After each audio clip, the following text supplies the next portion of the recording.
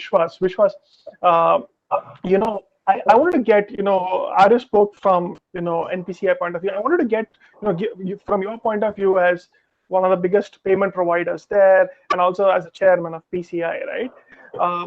What do you see are two questions. Number one, what are the biggest challenges that you see, blockers that you see? Number two, when are we going to have newer form of payments, right? Are we going to see embedded payments in the future soon? If so, when? Okay, so look, today we already had a 31 billion transactions in last year, right? And highest number of payment options is already there, right? So we are also the one of the most evolved as far as technology is concerned. So first, I'll just go to the point of making money in the payments that comes in, which Asneer has raised and others also as we scale up. So now how we see it is that yes, money still needs to be made on the payment options, on the payments. Why? Traditionally, because there is still a cost attached to it. You cannot give a credit card free of charge at 1.8% when the MDR interchange is there, and you cannot always fund that with say getting money from the private equities or trying to make money on the lending part, because there is a cost of the payment transaction, there is a cost of deployment, there is a cost of putting up the technology, and there's a cost of servicing. So our take is that we have to run on all the 3-4 pillars. One pillar is always definitely on the payments. There has to be a charge MDR mechanism where you can't always do business turn to subvent somewhere and earn somewhere. Even if you see in China, both Alibaba and Tencent have made a closed ecosystem where a good percentage of their money is coming in from the MDR that they are charging for their own, from left pocket to right pocket that they are earning. Right. So that's one pillar. Second pillar has always been technology traditionally that we have worked. If you see the technology piece, am I audible? Hello. Okay. So from the technology piece, if you see, traditionally, even from Res Avenue, Event Avenue, to even building the entire government procurement, entire central government procurement, the GEM platform, the government e-marketplace, where around 7 lakh crores a year of central government procurement is going to go through that platform. The entire technology and platform is built by us. Right. So the entire platform that you build, the technology, including the Res Avenue systems that we build for hospitality or the event management for Event Avenue, technology along with payments is always going to be there. So that's always going to be a traditional system, be it for your services or some other features like invoicing or SMS or WhatsApp collection, any other things. So you make from MDR, you make from technology, then you can make from lending. That's how even all the payment guys are going to evolve, because you want to grow the transactions, you want to help based on the good data that you have of the merchants, right? And traditionally, our credit scoring systems is still not evolved. It still works on the very safe kind of a mechanism where you can't go and give out a Friday payouts or something on those lines. So to evolve on that, rely on that kind of a data for even a salaried guy or even for a small entrepreneur who needs just 200 rupees to buy his bhaji and pay back in the evening 250 rupees so that he can do his day's volume.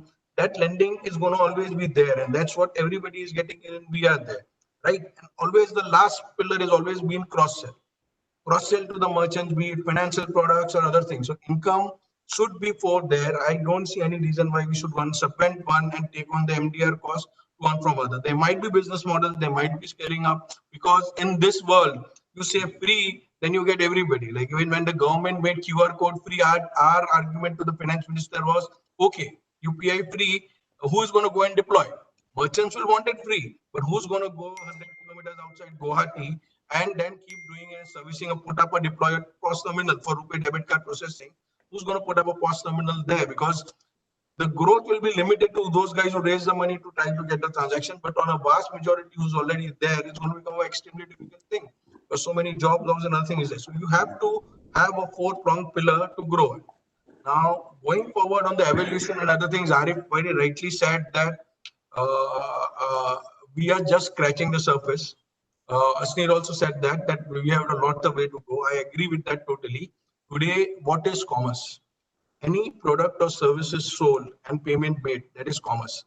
So for that payment made that is there, we have to get it.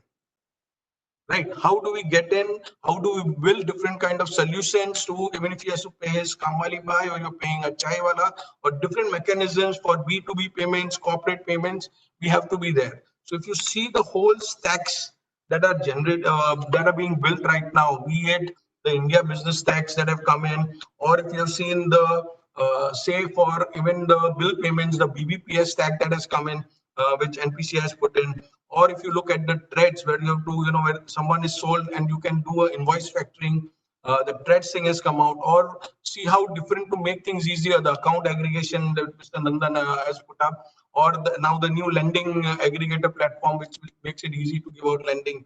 So these are the platforms that have come in. We have built GEM for the government procurement, Res Revenue for almost 2,000 plus hotels who are using it, and then taking this technology worldwide to so many other countries also. So the idea here is that all the four pillars should keep going on. The future is going to evolve. Future, we have the highest number of options today, but if you see on a very, very macro, when you look at that 1 lakh feet level, today there is credit, there is bank account, and there is cash. We are, since a debit society, lot of revolution has happened on debiting a bank account. So you can debit it through credit card, through a debit card, through a ATM, through a check, NEFT, RTGS, IMPS, UPI, UPI 2.0, BHIM. So you're all giving a convenience, a different way of putting a tag to debit a bank account. Credit is now started evolving. Today, credit has been given on many other factors, on payment data and other things. Still, the next decade now belongs to credit. How we can revolutionize that? But my worrying part is on the last part, that is cash. Today, 22 lakh crores of cash is back in the market, right? And that part, how do we disrupt, right? That is there. So what will happen going forward in the next 10 years is that how today the entire POS will disappear, right? The entire thing, a merchant wants to start accepting payment, just download the app from a Play Store or a app on the phone, NFC card transactions will go through. So POS will disappear, right? And anybody can be a buyer and seller with an app. So that's how the whole world is going to differ. Definitely, of course, we are going to have our more card schemes with the new retail payments they have put in. So finally, after so many years, we should be proud that we have our own RuPay, which is a card network. Very important. One of my biggest asks from 2003 is that we don't want the rules and bylaws of card networks to be, dictated by an office in purchase in New York or this thing. So now we have our own card network with our own people managing and decision taken from BKC rather than coming from US, dictated from there.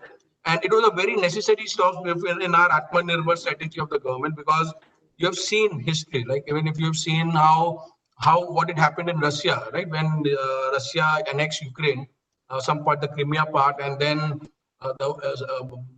Obama in his White House just said, okay, master visa, this thing sanctioned. So overnight, all those master visa ATM cards in the Russia stopped working, and there was so much this thing. So that gave a lot of things that we cannot rely on international card schemes to run our domestic payment options. So RuPay was good, but now I think RBI is opening up, and I think the next 4 to 5 years they have Master, Visa, MX, Diners, Discover. You'll also have RuPay, India Pay, GoPay, whatever the names are. So some competition for Arif and team might be coming up in the next 10 years. So, and a lot of innovation you guys will get in. So we see an evolution on that way. And I think a good functional strategy is that you put on 4 pillars. Someone can pick out one pillar and to grow faster, so that, free always work. If you have heard that dialogue in Three Idiots also, free. Even a guy who's unconscious wakes up, free ho gaya to. So it works. But Asnir, my take always is that there's still there are a percentage on credit card of 1.8%, and you try to match it with this thing, lending. Somewhere down the line, lending is not easy. What we have understood, what we have done right now, when we have started lending, the collections is a big pain point, which you rightly pointed out, and not very easy to scale up a lending to 200 crores a day or 100 crores a day, right? And the credit mechanisms, the recovery mechanisms, and even the press plays a very pivotal role, where the guy, when he takes the money, is very okay, but when we ask to go back, suddenly he has 1,001 problems. and we are always the loan sharks, and we are always the villains in this whole ecosystem. So we need to master that. Lending is a fantastic initiative because I think to push the GDP by another 2.5%. I think if the lending mechanism where we can empower all these SMEs and MSMEs to have a faster growth churning, because you've seen a typical agent when we are doing this lending through instant payouts.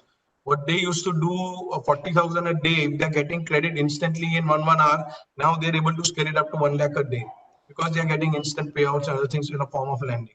So these are the things that will keep growing, and I think lots of payment innovations will happen. And as I said, overall, we have just scratched the surface. It's only 12% of which is digitized right now, and with the government push, with all our intellect and good funding also backing coming from all over the world, I think we can expedite this growth and reduce this from 12 billion, 12% of the economy to almost at least 30, 35%.